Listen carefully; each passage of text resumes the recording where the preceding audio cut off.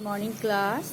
अलग अलग हैं सभी अधूरे, सब मिलकर ही तो हम पूरे। एक दूसरे का पूरक है एक मनुष्य परिवार। कहो तुम्हारी जन्मभूमि का है कितना विस्तार। बच्चों, यह हमारा पाठ 4 विश्वराज की शेष कविता है। कवि हमें विश्व एकता का महत्व समझाते हुए कहते हैं कि सब देश आपस में मिलकर ही पूरे होंगे। सब देश एक दूसरे के पूरक हैं।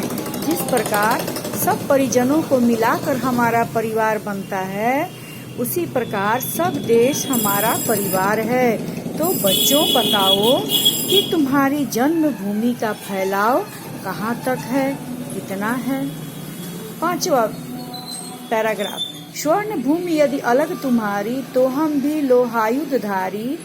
लोहायुध यानी कि लोहे के अस्त्र शस्त्र धारण करने वाला। कैसे हो सकता है फिर इस विग्रह का परिहार। तो फिर विग्रह मीन्स होता है अलग अलग करना। परिहार का अर्थ होता है अवज्ञा, त्याग।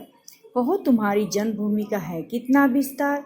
अब कवि कहते हैं कि यदि अलग तुम्हारी भूमि, अलग अलग यदि तुम्हारी भूमि स्वर्ण भूमि है यानी सोने की धरती है, तो हम भी लोहे के अस्त्र शस्त्र को धारण करने वाले हैं। तो इस अलग अलग देश का, विग्रह मीन्स अलग अलग, तो इस अलग अलग देश का त्याग, अवज्ञा कैसे हो सकता है।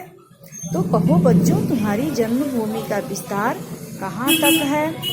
परित्राण का एक मंत्र है, विश्व राज्य जो लोकतंत्र है।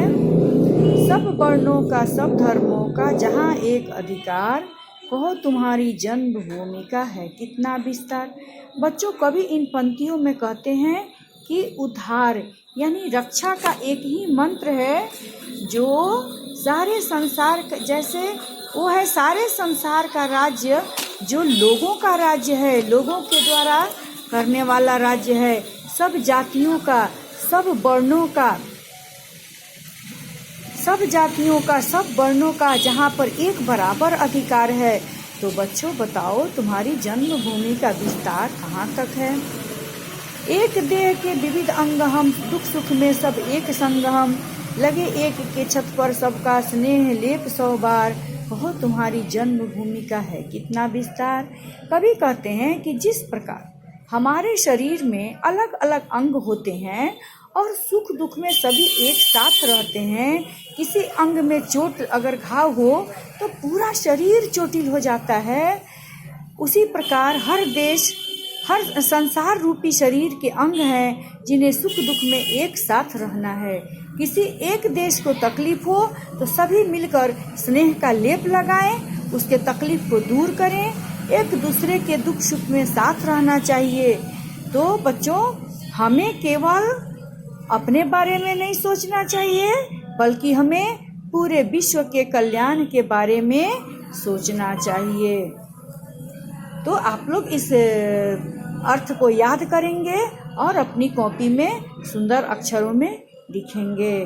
Thank you class.